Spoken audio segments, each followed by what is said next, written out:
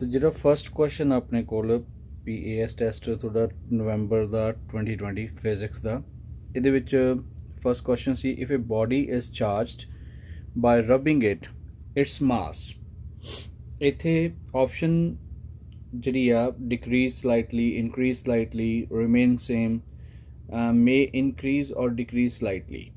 वैसे तो यही होंगे भी जो आप रब करते हैं तो there is a kind of sharing of electrons. ठीक है, तो जो इलैक्ट्रॉन शेयर होंगे ने वी नो कि मास ऑफ वन इलैक्ट्रॉन जोड़ा you can say 9.1 in 10⁻31 kilogram होंगे है ना। सो एक इलैक्ट्रॉन का इन्ना छोटा मास आ 3-4 इलैक्ट्रॉन चले गए। हुण इत्थे जी ऑप्शन आ C और D कई केस दे विच आप ये कह सकते हैं भी बॉडी का मास जोड़ा वो डिपेंड करता। हुण बॉडी किस साइज़ की है, लेट्स से मेरे को एक मैटालिक बॉडी आ, ठीक है, सुनी जाओ क्योंकि आप ये ना ये भी ये नहीं है भी आप ओके स्ट्रिक्टली एक क्वेश्चन का आंसर देता बट रीजनिंग भी होनी चाहिए है ना। तो बॉडी है मैटालिक बॉडी, लेट्स से मास हैगा 50 ग्राम कॉपर आ। तो हम 50 ग्राम के मास के कंपैरिजन च ये देखो भी इन्ना मास मान लो इन्हें 2 इलैक्ट्रॉन 3 इलैक्ट्रॉन ट्रांसफर करते तो ये मास के उपर जां ये नाल जिहड़ी रब की है बॉडी वो मास के उपर कितना फर्क पऊगा है ना।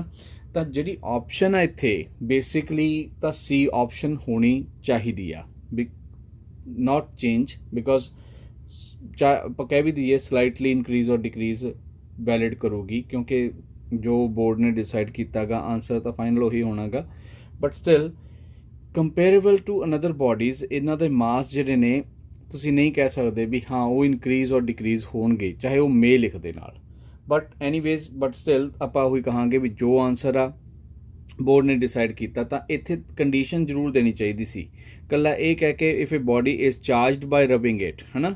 तो यदा मतलब की बॉडी का मास किन्ना गा कंपेरेबल की है वह साइज़ की है ये चीज़ां इंपॉर्टेंट सी बट नहीं कही गई इस करके ऑप्शन जी है D ही इत्थे वैलिड बनूगी अदरवाइज C ऑप्शन के बारे भी सोचा जा सकता सी। ठीक है, second question an electric dipole is in stable equilibrium in an electric field then.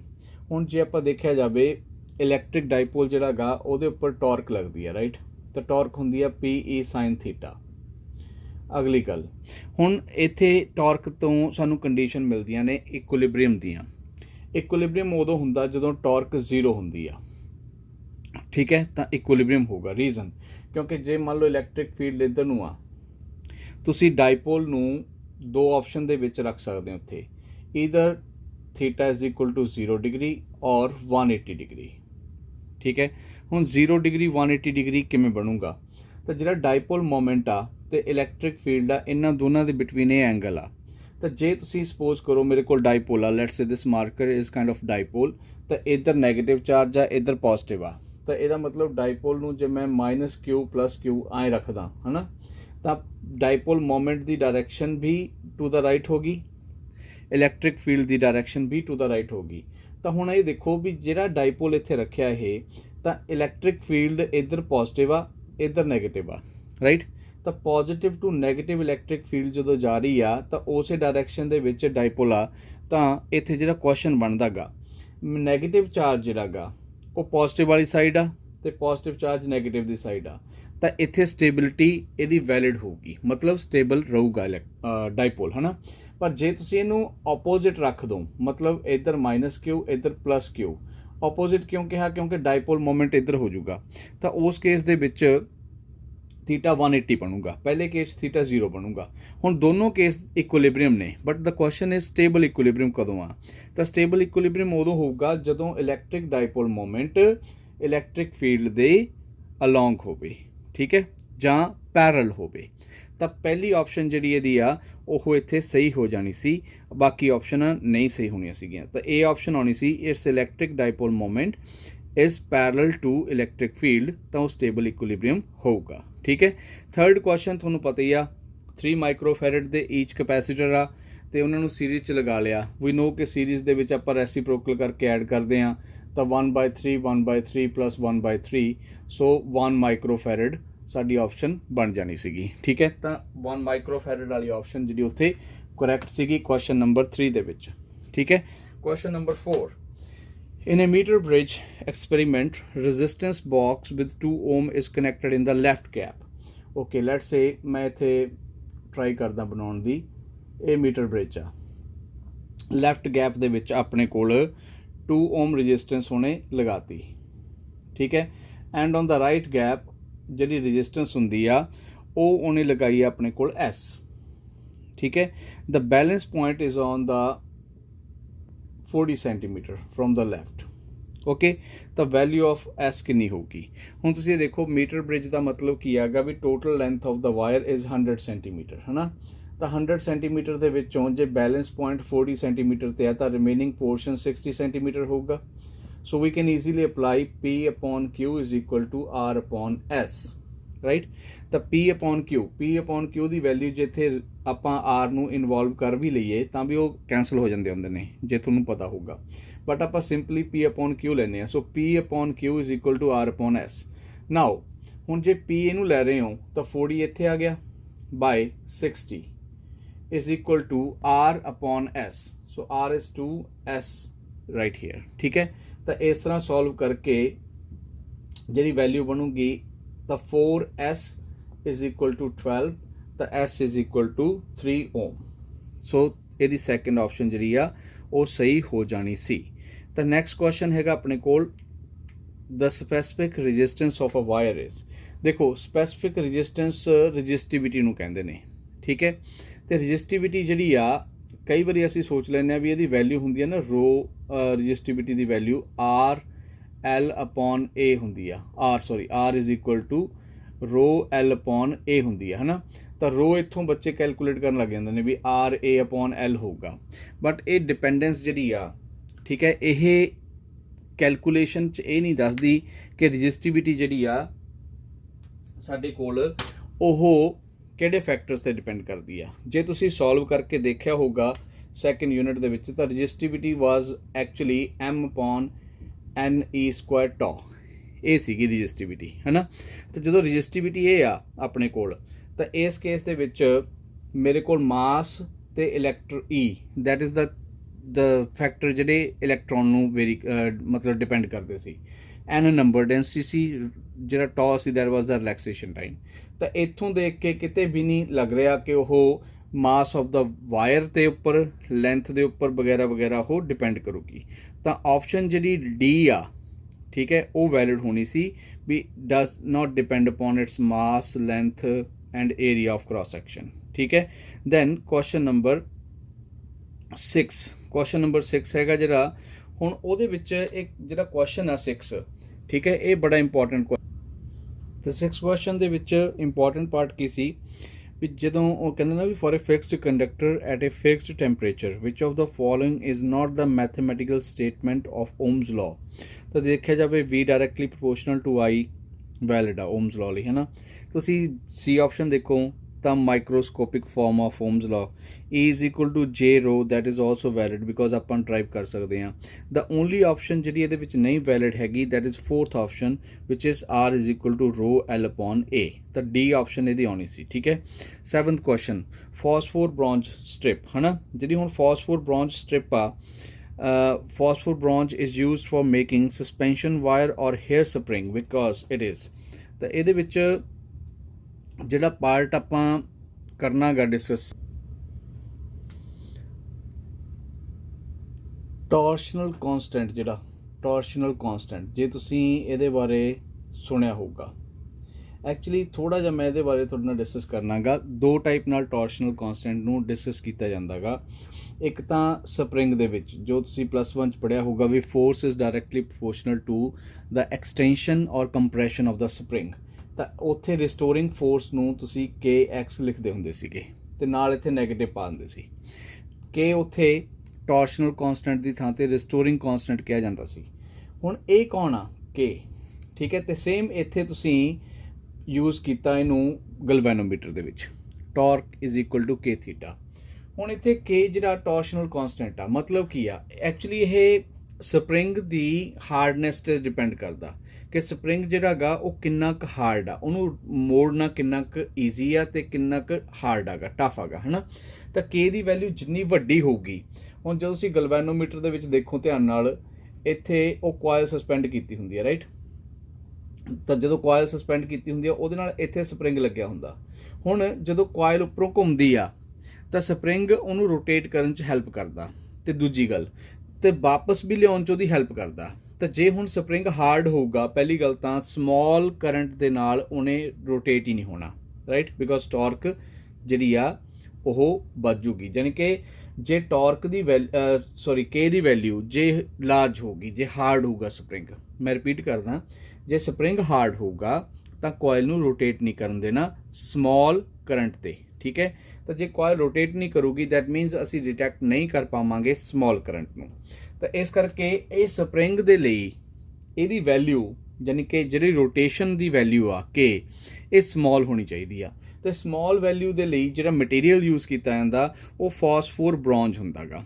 ਤਾਂ ਫਾਸਫੋਰ ਬ੍ਰੌਂਜ ਨੂੰ ਅਸੀਂ ਯੂਜ਼ ਕਰਦੇ ਹਾਂ, ਠੀਕ ਹੈ, ਸਪਰਿੰਗ ਦੇ ਲਈ ਬਣਾਉਣ ਲਈ, ਜਿਹੜਾ ਕਿ ਮੂਵਿੰਗ ਕੋਇਲ ਗਲਵੈਨੋਮੀਟਰ 'ਚ ਯੂਜ਼ ਕੀਤਾ ਜਾਂਦਾ। ਤਾਂ ਇਸ ਕਰਕੇ ਬੀ ਆਪਸ਼ਨ ਜਿਹੜੀ ਸੀ having small value of restoring torque per unit twist, ਇਹ ਇਹਦੀ ਸਹੀ ਆਪਸ਼ਨ ਆਉਣੀ ਸੀਗੀ, ਠੀਕ ਹੈ। ਤੇ ਇਸ ਤੋਂ ਬਾਅਦ ਦੇ ਵਿੱਚ ਜਿਹੜਾ ਨੈਕਸਟ ਕੁਐਸਚਨ ਆ, question number 8, at which place the compass needle fails as a direction finder ਦੇ ਵਿੱਚ ਆਪਣੇ ਕੋਲ ਇਹ ਆਪਸ਼ਨ ਜਿਹੜੀ ਸੀ ਉਹ ਸਹੀ ਆਉਣੀ ਸੀ ਵੀ ਐਟ ਪੋਲਸ ਤੇ ਜਿਹੜੀ ਕੰਪਸ ਨੀਡਲ ਆ ਉਹ ਡਾਇਰੈਕਸ਼ਨ ਫਾਈਂਡ ਨਹੀਂ ਕਰ ਪਾਉਂਦੀ, ਠੀਕ ਹੈ। ਤੇ ਇਸ ਤੋਂ ਬਾਅਦ ਦੇ ਵਿੱਚ ਕੁਐਸਚਨ ਨੰਬਰ 9 ਹੈਗਾ ਇਹ charge of 1 coulomb is placed at rest in the magnetic field of strength 5 tesla. ਤਾਂ ਕੂਲਮ ਚਾਰਜ ਜਿਹੜਾ ਗਾ ਉਹ 1 ਕੂਲਮ ਆ, ਮੈਗਨੈਟਿਕ ਫੀਲਡ ਜਿਹੜੀ ਆ that is 5 tesla, force experienced by the charge due to the magnetic field. ਹੁਣ ਪਹਿਲੀ ਗੱਲ ਤੁਸੀਂ ਇਹ ਦੇਖੋ ਵੀ ਚਾਰਜ ਜਿਹੜਾ ਗਾ ਉਹਦੇ ਉੱਪਰ ਲੱਗ ਰਹੀ ਫੋਰਸ ਹੁੰਦੀ ਆ QVB sin ਥੀਟਾ, ਠੀਕ ਹੈ, ਪਹਿਲੀ ਗੱਲ ਤਾਂ। ਪਰ ਦੂਸਰੀ ਗੱਲ ਜਦੋਂ ਆਪਾਂ ਕਹਿੰਦੇ ਆ ਵੀ ਇਹਦੇ ਵਿੱਚੋਂ ਦੇਖੋ Q ਹੈਗਾ ਮੈਗਨੈਟਿਕ ਫੀਲਡ ਹੈਗੀ ਆ, ਬਟ ਤੀਸਰਾ ਪਾਰਟ ਕੀ ਦਿੱਤਾ ਸਾਨੂੰ ਵੈਲੋਸਿਟੀ। ਤਾਂ ਉਹਨੇ ਕਿਹਾ ਚਾਰਜਡ ਪਾਰਟੀਕਲ ਐਟ ਰੈਸਟ ਆ। ਤਾਂ ਜੇ ਚਾਰਜ ਪਾਰਟੀਕਲ ਐਟ ਰੈਸਟ ਹੈਗਾ so it doesn't feel any kind of force, ਤਾਂ ਫੋਰਸ ਉਹਦੇ ਤੇ 0 ਹੋਊਗੀ। ਤਾਂ ਡੀ ਆਪਸ਼ਨ ਜਿਹੜੀ ਸੀ ਉਹ ਕਰੈਕਟ ਆਉਣੀ ਸੀ। Next, to convert a galvanometer into an ammeter, ਠੀਕ ਹੈ। ਹੁਣ ਗਲਵੈਨੋਮੀਟਰ ਨੂੰ ਐਮੀਟਰ 'ਚ ਕਨਵਰਟ ਕਰਨ ਲਈ ਸਾਨੂੰ ਕੀ ਕਰਨਾ ਪੈਂਦਾ? ਪਹਿਲੀ ਗੱਲ ਤਾਂ ਜਦੋਂ ਆਪਾਂ ਗਲਵੈਨੋਮੀਟਰ ਨੂੰ ਐਮੀਟਰ 'ਚ ਕਨਵਰਟ ਕਰਦੇ ਹਾਂ ਤਾਂ ਗਲਵੈਨੋਮੀਟਰ ਦੇ ਨਾਲ ਅਸੀਂ ਪੈਰਲ ਦੇ ਵਿੱਚ ਇੱਕ ਰੈਜ਼ਿਸਟੈਂਸ ਲਗਾਉਂਦੇ ਆ, ਠੀਕ ਹੈ। ਇਹ ਕਿਉਂ ਲਗਾਈ ਜਾਂਦੀ ਆ? ਤਾਂ ਕਿ ਟੋਟਲ ਰੈਜ਼ਿਸਟੈਂਸ ਜਿਹੜੀ ਆ ਘਟ ਸਕੇ ਤੇ ਕਰੰਟ ਜਿਹੜਾ ਗਾ ਅਲਾਉ ਹੋ ਸਕੇ, ਠੀਕ ਹੈ। ਤੇ ਜ਼ਿਆਦਾ ਕਰੰਟ ਜਿਹੜਾ ਗਾ ਉਹ ਗਲਵੈਨੋਮੀਟਰ ਦੇ ਵਿੱਚ ਦੀ ਪਾਸ ਹੋਣਾ ਜ਼ਰੂਰੀ ਆ so that we can find out ਕਿ ਕਿੰਨਾ ਕਰੰਟ ਇਹਨੂੰ ਮਿਲਿਆ। ਤਾਂ ਜੇ ਹੁਣ ਇਸ ਚੀਜ਼ ਨੂੰ ਦੇਖੀਏ ਤਾਂ ਪਹਿਲੀ ਗੱਲ ਤਾਂ ਜਿਹੜੀ ਆਪਸ਼ਨ ਹਾਈ ਰੈਜ਼ਿਸਟੈਂਸ ਤੇ ਲੋ ਰੈਜ਼ਿਸਟੈਂਸ ਦੀ ਸੀ, ਪੈਰਲ ਵਾਲੀ ਆਪਸ਼ਨ 'ਚੋਂ ਹੀ ਕੋਈ ਵੈਲਿਡ ਹੋਣੀ ਸੀ ਰਾਈਟ। ਤਾਂ ਇਹਦੇ ਵਿੱਚ ਲੋ ਰੈਜ਼ਿਸਟੈਂਸ ਜਿਹੜੀ ਆ ਉਹਨੂੰ ਅਸੀਂ ਐਕਚੁਅਲੀ ਵੈਸੇ ਵੀ ਸ਼ੰਟ ਕਹਿ ਦਿੰਦੇ ਆ।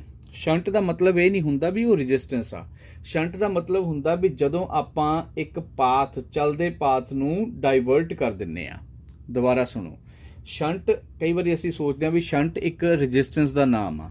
ਸ਼ੰਟ ਤੁਸੀਂ ਜੇ ਦੇਖਿਆ ਹੋਵੇ ਤਾਂ ਜਿਹੜੇ ਟ੍ਰੇਨ ਟਰੈਕ ਨੇ ਉਹਨਾਂ ਦੇ ਉੱਪਰ ਜਦੋਂ ਰੂਟ ਚੇਂਜ ਕਰਦੇ ਆ ਆਪਾਂ, ਹੈ ਨਾ, ਤਾਂ ਰੂਟ ਚੇਂਜ ਕਰਨ ਲੱਗਿਆਂ ਵੀ ਉੱਥੇ ਡਾਇਰੈਕਸ਼ਨ ਜਦੋਂ ਚੇਂਜ ਕਰਦੇ ਆ ਉਹਨਾਂ ਦੀ, ਤਾਂ ਟ੍ਰੇਨ ਦੇ ਜਿਹੜੇ ਇੰਜਨ ਹੁੰਦੇ ਨੇ ਉਹਨਾਂ ਨੂੰ ਅਸੀਂ ਸ਼ੰਟ ਕਰ ਦਿੰਦੇ ਆ। ਮਤਲਬ ਇੱਕ ਰੂਟ ਤੋਂ ਜਾ ਰਿਹਾ ਜਦੋਂ ਤਾਂ ਉਹਨੂੰ ਡਾਇਵਰਟ ਕਰਨ ਲਈ ਦੂਸਰੇ ਰੂਟ ਦੇ ਉੱਪਰ ਅਸੀਂ ਸ਼ੰਟਿੰਗ ਕਰਦੇ ਆ। ਤਾਂ ਸ਼ੰਟਿੰਗ ਦਾ ਮਤਲਬ ਕੀ ਆ? ਕਰੰਟ ਇੱਧਰੋਂ ਆ ਰਿਹਾ ਸੀ ਰਾਈਟ, ਸੋ ਕਰੰਟ ਇੱਧਰੋਂ ਆ ਰਿਹਾ ਆਪਣੇ ਕੋਲ, ਤਾਂ ਕਰੰਟ ਜਾ ਰਿਹਾ ਸੀ ਗਲਵੈਨੋਮੀਟਰ 'ਚ, ਤਾਂ ਆਪਾਂ ਇੱਕ ਰੈਜ਼ਿਸਟੈਂਸ ਲਗਾਤੀ ਪੈਰਲ ਦੇ ਨਾਲ ਤਾਂ ਕਿ ਕਰੰਟ ਡਿਵਾਈਡ ਹੋ ਸਕੇ। Got it? ਤਾਂ ਇਸ ਕਰਕੇ ਇਹਨੂੰ ਸ਼ੰਟ ਬੋਲਿਆ ਜਾਂਦਾ। So shunt is not a resistance but shunt ਇੱਕ ਵੇ ਆ ਸ਼ੰਟਿੰਗ, ਠੀਕ ਹੈ। ਤਾਂ ਲੋ ਰੈਜ਼ਿਸਟੈਂਸ ਜਿਹੜੀ ਆ ਉਹ ਇੱਥੇ ਯੂਜ਼ ਕੀਤੀ ਜਾਂਦੀ ਆ ਪੈਰਲ ਦੇ ਵਿੱਚ ਤਾਂ ਕਿ ਆਪਾਂ ਉਹਨੂੰ ਐਮੀਟਰ ਬਣਾ ਸਕੀਏ, ਠੀਕ ਹੈ। Question number 11, when a diamagnetic rod is suspended freely in a uniform magnetic field it aligns itself। ਤਾਂ ਜਿਹੜੀ ਹੁਣ ਇਹ ਕੁਐਸਚਨ ਆ ਬੜਾ ਇੰਪੋਰਟੈਂਟ ਪਾਰਟ ਹੈ ਵੀ। ਤਾਂ ਜਿਹੜੀ ਡਾਇਮੈਗਨੈਟਿਕ ਰੋਡ ਆ ਗਈ ਜਦੋਂ ਆਪਾਂ ਉਹਨੂੰ ਸਸਪੈਂਡ ਕਰਦੇ ਹਾਂ ਫ੍ਰੀਲੀ ਯੂਨੀਫਾਰਮ ਮੈਗਨੈਟਿਕ ਫੀਲਡ ਦੇ ਵਿੱਚ, ਹੈ ਨਾ, ਤਾਂ ਪਹਿਲੀ ਗੱਲ let's say this is the road, ਆ ਰੋਡ ਆ ਇਹ, ਠੀਕ ਹੈ। ਇੱਥੇ ਆਪਾਂ ਇਹਨੂੰ ਅਲਾਈਨ ਕਰਤਾ ਤਾਂ ਰੋਡ ਦੀ ਲੈਂਥ ਜਿਹੜੀ ਆ ਇੱਧਰ ਨੂੰ ਆ, ਤਾਂ ਜਿਹੜੀ ਮੈਗਨੈਟਿਕ ਲਾਈਨਸ ਇਹ ਤੋਂ ਆਉਣਗੀਆਂ ਸੋ ਦੇ ਸਟਾਰਟ ਮੂਵਿੰਗ ਅਵੇ, ਉਹ ਅਵੇ ਜਾਣੀਆਂ ਸ਼ੁਰੂ ਕਰ ਦੇਣਗੀਆਂ। ਤਾਂ ਮੈਗਨੈਟਿਕ ਲਾਈਨਸ ਇਹਦੀ ਲੈਂਥ ਦੇ ਤੋਂ ਅਵੇ ਜਾ ਰਹੀਆਂ ਨੇ। ਵਾਈ? ਬਿਕੋਜ਼ ਡਾਇਮੈਗਨੈਟਿਕ ਜਿਹੜੇ ਨੇ ਉਹ ਫੀਬਲੀ ਮੈਗਨੇਟਾਈਜ਼ਡ ਹੁੰਦੇ ਨੇ in opposite direction to the magnetic field. ਠੀਕ ਹੈ, ਅਵੇ ਚਲੇ ਜਾਂਦੇ ਨੇ, ਰਿਪੈਲ ਹੋ, ਯਾਨੀ ਕਿ ਇਹ ਕਹਿ ਲਓ ਵੀ ਮੈਗਨੈਟਿਕ ਲਾਈਨਸ ਜਿਹੜੀਆਂ ਨੇ ਉਹ ਅਵੇ ਚਲੇ ਜਾਂਦੀਆਂ ਨੇ। ਤਾਂ ਜੇ ਆਪਾਂ ਯੂਨੀਫਾਰਮ ਮੈਗਨੈਟਿਕ ਫੀਲਡ 'ਚ ਇਹਨੂੰ ਰੱਖਾਂਗੇ ਤਾਂ ਇਹ ਆਪਣੇ ਆਪ ਨੂੰ perpendicular to the magnetic field align ਕਰ ਲੂਗਾ। ਠੀਕ ਹੈ, ਤਾਂ ਇਹਦੀ ਬੀ ਆਪਸ਼ਨ ਜਿਹੜੀ ਸੀ ਕਰੈਕਟ ਸੀ। Question number 12, SI unit of inductance is henry. ठीक है, फिर क्वेश्चन नंबर 13, तो हैनरी वाली ऑप्शन सही कर लियो। Direction of induced EMF is given by, तो फ्लैमिंग्स राइट हैंड जिहड़ा रूल आ ਉਹ ਮੈਗਨੈਟਿਕ ਜਿਹੜੀ ਇੰਡਿਊਸਡ EMF ਦੀ ਡਾਇਰੈਕਸ਼ਨ ਆ ਉਹਨੂੰ ਦੱਸਦਾ ਗਾ। ਠੀਕ ਹੈ, ਤਾਂ ਰਾਈਟ ਹੈਂਡ ਰੂਲ ਫਲੈਮਿੰਗ ਦਾ ਇਸ ਡਾਇਰੈਕਸ਼ਨ ਨੂੰ ਹੈਲਪ ਕਰਦਾ ਦੱਸਣ 'ਚ। ਜੇ ਤੁਹਾਨੂੰ ਚਾਹੀਦਾ ਹੋਊਗਾ ਵੀ ਫਲੈਮਿੰਗਸ ਰਾਈਟ ਹੈਂਡ ਰੂਲ ਕਿਵੇਂ ਹੈਲਪ ਕਰਦਾ ਗਾ, ਮੈਨੂੰ ਇਸ ਵੀਡੀਓ ਦੇ ਥੱਲੇ ਕਮੈਂਟ ਕਰ ਦਿਓ, ਔਰ you can WhatsApp me at 9876632512। ਠੀਕ ਹੈ, ਮੈਂ ਬੇਟਾ ਫ੍ਰੀ ਕਲਾਸਿਸ ਹੀ ਪ੍ਰੋਵਾਈਡ ਕਰ ਦਾਂਗਾ ਸਾਰੇ ਬੱਚਿਆਂ ਨੂੰ, ਕਿਉਂਕਿ ਮੈਂ ਕੈਨੇਡਾ ਤੋਂ ਬਿਲੋਂਗ ਕਰਦਾ ਅਤੇ ਮੈਂ ਹੈਲਪ ਕਰ ਰਿਹਾ ਜਿਹੜੇ ਇੰਡੀਆ ਦੇ ਵਿੱਚ ਸਟੂਡੈਂਟ ਨੇ ਉਹਨਾਂ ਨੂੰ ਫਿਜ਼ਿਕਸ ਦੇ ਵਿੱਚ, ਤਾਂ ਕਿ ਉਹ ਕਵਰ ਅਪ ਕਰ ਸਕਣ ਟੌਪਿਕਸ ਨੂੰ। ਠੀਕ ਹੈ, ਤਾਂ ਨੈਕਸਟ ਕੁਐਸਚਨ ਆ, ਦ RMS value of current in N AC circuit is 10 ampere, the peak value of the current is. ਤਾਂ ਹੁਣ RMS ਵੈਲਿਊ ਸਾਨੂੰ ਗਿਵਨ ਆ। ਵੀ ਨੋ ਕਿ RMS ਵੈਲਿਊ ਔਰ ਵਰਚੁਅਲ ਵੈਲਿਊ ਜਿਹੜੀ ਹੁੰਦੀ ਆ ਉਹ ਪੀਕ ਬਾਏ √2 ਹੁੰਦੀ ਆ, ਔਰ you can say peak value ਜਿਹੜੀ ਹੁੰਦੀ ਆ ਉਹ √2 ਟਾਈਮਸ ਦ ਵਰਚੁਅਲ ਔਰ RMS ਵੈਲਿਊ ਹੁੰਦੀ ਆ, ਹੈ ਨਾ। ਤਾਂ √2 Times, √2 means 1.414 Times virtual value which is 10 ampere. ਤਾਂ ਆਪਸ਼ਨ ਜਿਹੜੀ ਆ 14.14 ਡੀ ਆਪਸ਼ਨ ਇਹਦੀ ਸਹੀ ਹੋ ਜਾਣੀ ਸੀਗੀ। ਠੀਕ ਹੈ, question number 15, power factor of a series LCR circuit at resonances. We know ਕਿ cos φ ਨੂੰ ਆਪਾਂ ਪਾਵਰ ਫੈਕਟਰ ਕਹਿੰਦੇ ਆ, cos φ ਨੂੰ। ਠੀਕ ਹੈ, ਜਿਹੜਾ ਹੁਣ ਪਾਵਰ ਫੈਕਟਰ ਆ ਉਹਦੇ ਲਈ cos φ ਐਂਗਲ ਆ ਮਤਲਬ, ਰਾਈਟ। ਤਾਂ ਹੁਣ ਜਦੋਂ ਰੈਜ਼ੋਨੈਂਸ ਹੁੰਦੀ ਆ, ਰੈਜ਼ੋਨੈਂਸ ਦੇ ਕੇਸ ਦੇ ਵਿੱਚ φ ਜਿਹੜਾ ਗਾ ਉਹ 0 ਡਿਗਰੀ ਹੋ ਜਾਂਦਾ। ਕਿਉਂ? ਕਿਉਂਕਿ L ਤੇ C ਦੀ ਇੰਡਕਟੈਂਸ ਤੇ ਕੈਪੈਸਿਟਿਵ ਰਿਐਕਟੈਂਸ ਆ ਜਿਹੜੀ ਉਹ ਇਕੁਅਲ ਹੁੰਦੀ ਆ, ਰਾਈਟ। ਤਾਂ ਉਸ ਕੇਸ 'ਚ ਜਦੋਂ ਰੈਜ਼ੋਨੈਂਸ ਹੁੰਦੀ ਆ ਤਾਂ ਉਸ ਟਾਈਮ Z ਦੀ ਵੈਲਿਊ ਜਿਹੜੀ ਆ ਉਹ R² ਦੇ ਇਕੁਅਲ ਰਹਿ ਜਾਂਦੀ ਹੈ ਰੂਟ ਦੇ, ਤਾਂ Z = R ਆ ਜਾਂਦਾ। ਹੁਣ ਧਿਆਨ ਨਾਲ ਸਮਝੋ, ਜਦੋਂ ਇੰਪੀਡੈਂਸ R ਦੇ ਇਕੁਅਲ ਆ ਗਿਆ ਤਾਂ ਓਨਲੀ ਰੈਜ਼ਿਸਟੈਂਸ ਦੀ ਤਰ੍ਹਾਂ ਉਹ ਬਿਹੇਵ ਕਰਦਾ। ਪੂਰਾ LCR ਸੀਰੀਜ਼ ਸਰਕਿਟ ਜਿਹੜਾ ਉਹ ਐਜ਼ ਏ ਰੈਜ਼ਿਸਟੈਂਸ ਸਰਕਿਟ ਦੀ ਤਰ੍ਹਾਂ ਬਿਹੇਵ ਕਰਦਾ ਗਾ। ਐਂਡ ਵੀ ਨੋ ਕਿ ਰੈਜ਼ਿਸਟੈਂਸ ਦੇ ਕੇਸ ਦੇ ਵਿੱਚ E ਤੇ I ਜਿਹੜੇ ਨੇ ਉਹ ਇਨ ਫੇਜ਼ ਹੁੰਦੇ ਨੇ। E and I are in phase. ਠੀਕ ਹੈ, ਫੇਜ਼ ਦੇ ਵਿੱਚ ਹੁੰਦੇ ਨੇ। ਕਦੋਂ? ਜਦੋਂ ਓਨਲੀ ਰੈਜ਼ਿਸਟੈਂਸ ਹੋਵੇ, ਓਨਲੀ ਰੈਜ਼ਿਸਟੈਂਸ। ਤਾਂ ਇਸ ਕਰਕੇ ਜਦੋਂ ਰੈਜ਼ੋਨੈਂਸ ਹੁੰਦੀ ਹੈ ਤਾਂ LCR ਸਰਕਿਟ ਵੀ ਆਪਣੇ ਕੋਲ ਐਜ਼ ਏ ਮਤਲਬ ਰੈਜ਼ਿਸਟੈਂਸ ਓਨਲੀ ਦੀ ਸਰਕਿਟ ਦੀ ਤਰ੍ਹਾਂ ਬਿਹੇਵ ਕਰਦਾ ਗਾ। ਤਾਂ ਉਹਦੇ ਵਿੱਚ EI ਦੋਨੋਂ ਨੇ ਜਿਹੜੇ ਉਹ ਇਨ ਫੇਜ਼ ਹੋ ਜਾਂਦੇ ਨੇ, ਤਾਂ ਇਸ ਕਰਕੇ φ 0 ਹੋ ਜਾਂਦਾ। ਹੁਣ ਜੇ φ 0 ਹੋ ਗਿਆ ਤਾਂ cos 0 1, ਰਾਈਟ। ਤਾਂ ਇਸ ਕਰਕੇ ਆਪਸ਼ਨ C ਜਿਹੜੀ ਸੀ ਉਹ ਇੱਥੇ ਕਰੈਕਟ ਹੋ ਜਾਣੀ ਸੀ। ਤੇ ਹੁਣ ਆ ਗਿਆ ਕੁਐਸਚਨ ਨੰਬਰ ਆਪਣੇ ਕੋਲ 6। ਕੁਐਸਚਨ 16 ਦੇ ਵਿੱਚ ਸਾਨੂੰ ਟਰਾਂਸਫਾਰਮੇਸ਼ਨ ਰੇਸ਼ੋ ਦੀ ਗੱਲ ਕਹੀ ਆ। ਵੀ ਨੋ ਕਿ transformation ratio NS to NP ਹੁੰਦੀ ਹੈ। NS number of secondary turns, NP number of primary turns. ਇਹਨੂੰ K ਦੇ ਇਕੁਅਲ ਲਿਖ ਦਿੰਦੇ ਆਪਾਂ, ਹੈ ਨਾ। ਵੀ ਨੋ ਕਿ ਜਦੋਂ N ਟਰਾਂਸਫਾਰਮਰ ਸਟੈਪ ਅਪ ਆਗਾ ਤਾਂ ਸੈਕੰਡਰੀ ਟਰਨਸ ਪ੍ਰਾਇਮਰੀ ਟਰਨਸ ਨਾਲੋਂ ਗ੍ਰੇਟਰ ਹੋਣਗੀਆਂ। ਸੋ ਦਿਸ ਫੈਕਟਰ ਇਜ਼ ਗ੍ਰੇਟਰ ਦੈਨ 1। ਠੀਕ ਹੈ, ਤਾਂ ਇਸ ਕਰਕੇ B ਆਪਸ਼ਨ, ਸੈਕਿੰਡ ਆਪਸ਼ਨ ਜਿਹੜੀ ਸੀ ਉਹ ਸਹੀ ਹੋ ਜਾਣੀ ਸੀ ਕੁਐਸਚਨ ਨੰਬਰ 16 ਦੀ। Question number 17, when AC is applied across a pure inductor.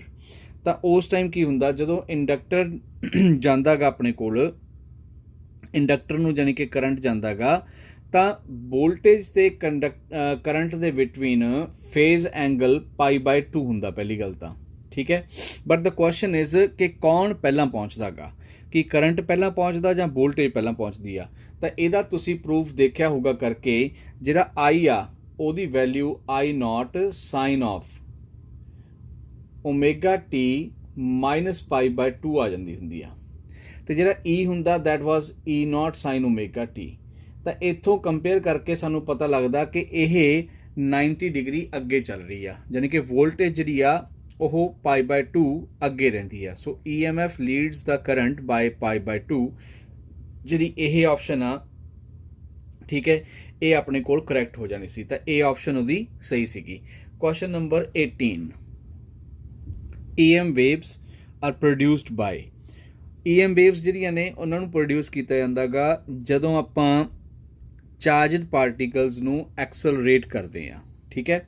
ਤਾਂ ਐਕਸਲਰੇਟ ਕਰਕੇ ਉਹਨਾਂ ਦੇ ਵਿੱਚ ਕੀ ਹੁੰਦਾ ਗਾ, ਜਦੋਂ ਆਪਾਂ ਐਕਸਲਰੇਟ ਕਰਦੇ ਆ ਤਾਂ ਦੇ ਪੋਜੈਸ ਅ ਵੇਰਿੰਗ ਇਲੈਕਟ੍ਰਿਕ ਫੀਲਡ। ਪਹਿਲੀ ਗੱਲ ਇਹ ਵੀ ਜ਼ਰੂਰੀ ਸੀ ਨਾਲ ਡਿਸਕਸ ਕਰਨੀ, ਠੀਕ ਹੈ। ਤਾਂ ਵੇਰਿੰਗ ਇਲੈਕਟ੍ਰਿਕ ਫੀਲਡ ਹੁੰਦੀ ਆ ਉਦੋਂ ਪ੍ਰੋਡਿਊਸ, ਐਂਡ ਜਦੋਂ ਚਾਰਜ ਫਲੋ ਕਰਦਾ ਗਾ ਤਾਂ ਉਹਦੇ ਕਰਕੇ ਕਰੰਟ ਦਾ ਇੱਕ ਫੈਕਟਰ ਇਨਵੋਲਵ ਹੋ ਜਾਂਦਾ, ਜਿਹਦੇ ਕਰਕੇ ਮੈਗਨੈਟਿਕ ਫੀਲਡ ਵੇਰੀ ਕਰਦੀ ਆ। ਸੋ ਦੇ ਬੋਥ ਸਟਾਰਟ ਵੇਰਿੰਗ ਪਰਪੈਂਡੀਕੂਲਰਲੀ ਈਚ ਅਦਰ।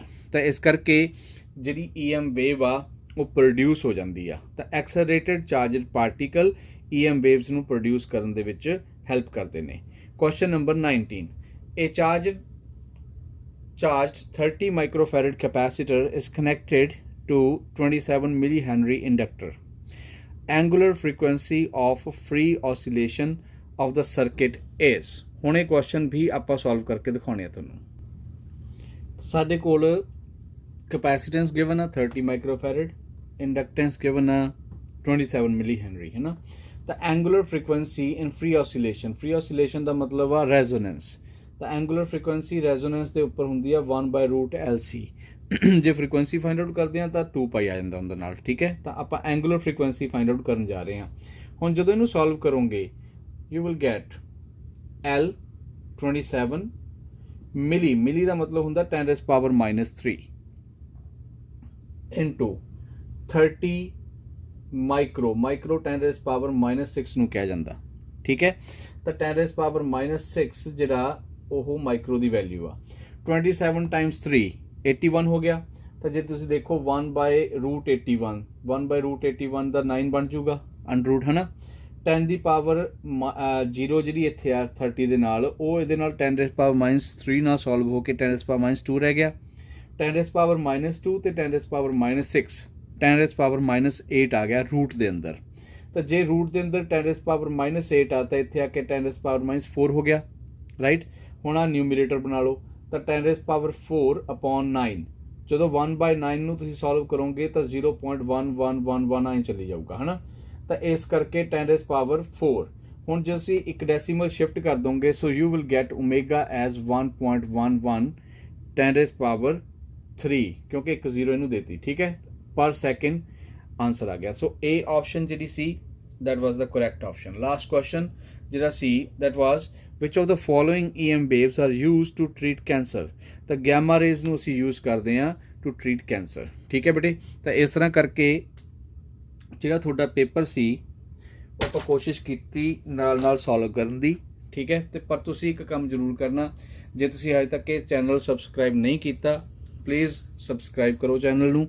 ਮੈਂ ਕਿਉਂਕਿ ਜੋ ਵੀ ਜ਼ੂਮ ਐਪ ਤੇ ਜਾਂ ਗੂਗਲ ਮੀਟ ਤੇ ਇਹ ਫ੍ਰੀ ਕਲਾਸਿਸ ਲਗਾਉਣਾ ਬੱਚਿਆਂ ਲਈ, ਉਹ ਕਲਾਸਿਸ ਦੀ ਵੀਡੀਓ ਮੈਂ ਨਾਲ ਅਪਲੋਡ ਕਰ ਦਿੰਦਾ ਹੁੰਦਾ ਤਾਂ ਕਿ ਬੱਚਿਆਂ ਨੂੰ ਸੇਮ ਕਲਾਸ ਦੀ ਫੀਲਿੰਗ ਆਵੇ, ਠੀਕ ਹੈ।